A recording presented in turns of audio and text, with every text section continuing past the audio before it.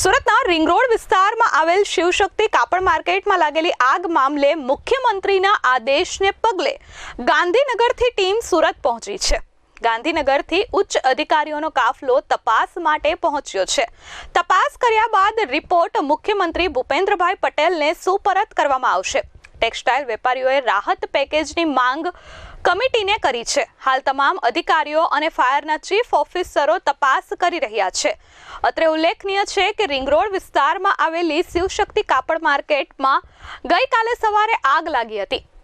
આજે 37 કલાક કરતા વધુ સમય વીતવા છતાં પણ આગ પર સંપૂર્ણ કાબુ મેળવાયો નથી। કાપડનો જથ્થો અને ગ્રે કાપડનો જથ્થો હોવાથી આગે વિકરાળ સ્વરૂપ ધારણ કર્યું હતું। આખો દિવસ અને આજે પણ બપોર સુધીમાં પણ આગ પર કાબુ મેળવાયો નથી। ફાયર વિભાગના કર્મચારીઓ સતત આગ પર કાબુ મેળવવાના પ્રયાસો કરી રહ્યા છે। ત્યારે સુરતના મેયર અને પદાધિકારીઓ સાથે ગૃહમંત્રી અને મુખ્યમંત્રી ફોન દ્વારા સંપર્ક કરી રહ્યા છે। ત્યારે મુખ્યમંત્રીના આદેશને પગલે ગાંધીનગરની ટીમ સુરતમાં પહોંચી છે। ગાંધીનગરથી ઉચ્ચ અધિકારીઓનો કાફલો તપાસ માટે પહોંચ્યો છે કે આગ કઈ રીતે લાગી છે અને આગ શા કારણોસર ઓલવાતી નથી। આ તમામ અંગે રિપોર્ટ તૈયાર કરી રહ્યા છે। તપાસ કર્યા બાદ રિપોર્ટ મુખ્યમંત્રીને સુપરત કરવામાં આવશે। મુખ્યમંત્રીના આદેશને પગલે ગાંધીનગરથી આવેલી ટીમ દ્વારા ટેક્સટાઇલ વેપારીઓએ રાહત પેકેજની માંગ કરી છે।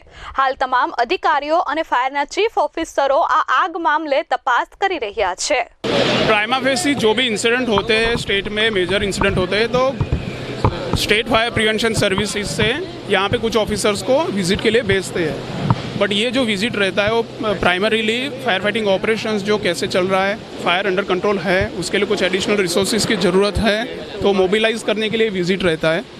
इस फायर क्यों हुई, कैसे हुई, ये सब जो है ना ये तपास का विषय है और वो लेटर स्टेज पे होगा। जब फायर फाइटिंग ऑपरेशन कंप्लीट होगा, फायर 100% कंट्रोल में आ जाएगा, उसके बाद वो इन्वेस्टिगेशन का प्रोसेस स्टार्ट होता है। एज ऑफ नाउ फायर क्यों हुआ, कैसे हुआ, वो कुछ बता नहीं सकते हैं। जो अभी फायर फाइटिंग चल रहा है उसके तहत अराउंड 90% फायर जो है ऑलरेडी कंप्लीट हो गया है।